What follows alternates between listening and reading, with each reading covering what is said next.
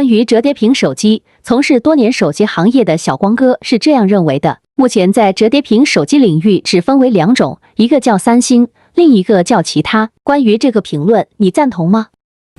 ？Hello， 大家好，我是小光哥。今天呢，我们去华强北的市场啊，给两位朋友呢拿两台三星的折叠屏手机 Fold 2代。今天我们拿的这台手机呢是韩版的，因为韩版的机器性价比实在是太高了，价格对比国行版本要便宜了好几千块钱。巨大的差价呢，可以说是让很多朋友去优先选择韩版的机器。听说这个月三星的第3代折叠屏手机 Fold 3代马上也上市了，很多朋友呢也比较关心这个机器的行情。已经有好几位朋友跟我说，如果这个行情好的话，就准备入手这个3代的折叠屏。听说3代的国行版本推出了双卡双待的，这样下来呢，就弥补了这个2代的折叠屏手机的设计上面的一个缺憾，对于那些双卡用户就比较友好了。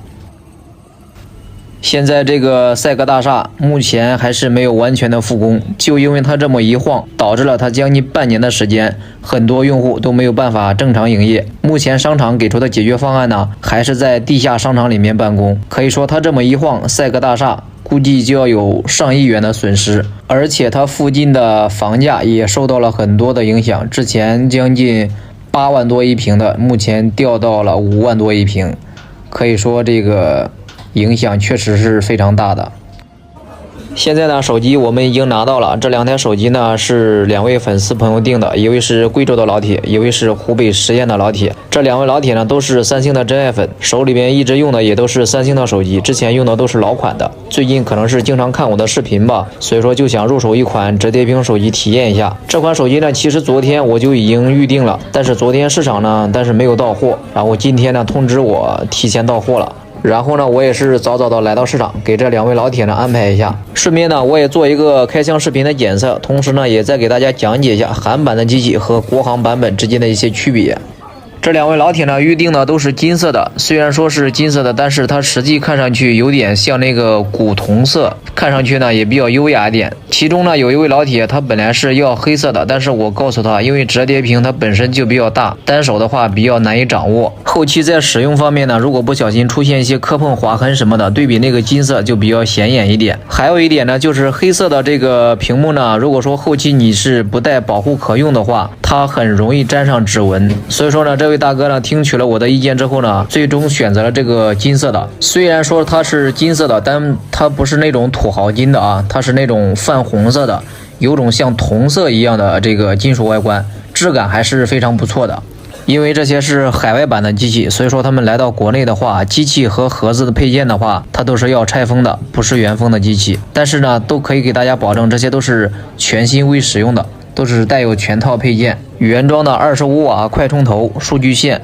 还有一条 AKG 的线控耳机，这些都是原装配件啊。虽然说这些机器呢是全新未使用过的，但毕竟是人工操作过来的，所以说每台机器呢，我们也要去仔细检查它的外观以及里边的功能是否正常。如果说一旦发现有瑕疵的，我们也会去及时的更换机器，确保每台机器呢发到客户手里边都是完美的。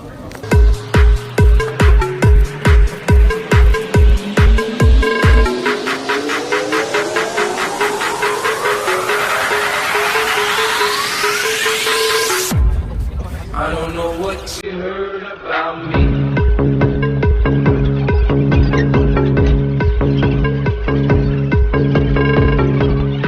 FMG feat. Rara, King Rock, we at the Song TT.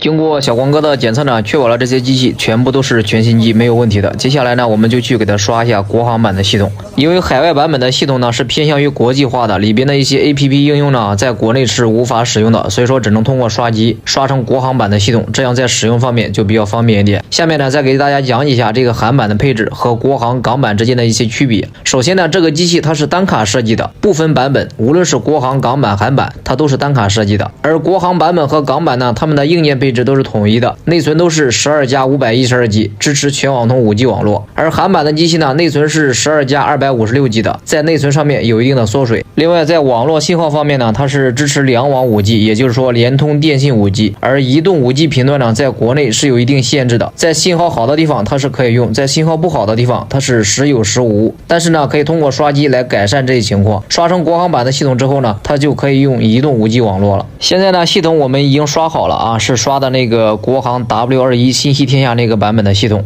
在使用方面呢，也是比较稳定一点的，这个还是会员版本的。虽然说新款的 Fold 3呢马上就要发售了，但大家也都知道，刚发布的新品价格呢也是比较昂贵的。Fold 2代目前已经处于老机型了，但胜在价格比较有优势，依然还是有很多朋友去选择。目前韩版的拿货呢还是一个小8000的行情，而国行版的行情呢拿货还要12000多，港版的机型呢拿货也要1万出头。这样一对比的话，韩版的价格优势呢就非常的明显，怪不得那么多人去选择它，毕竟这个价格是真香的。同样贵为折叠机的华为呢，哪一款基本上都要过万了，而高端的 Mate X2 系列呢，基本上就要将近小2万的一个价格。咱不能说它不好，只能说是它太贵了。好了，今天的视频呢有点长，就给大家分享到这里了。我是小光哥，如果有喜欢我视频的，记得关注我。我们下期视频再见，拜拜。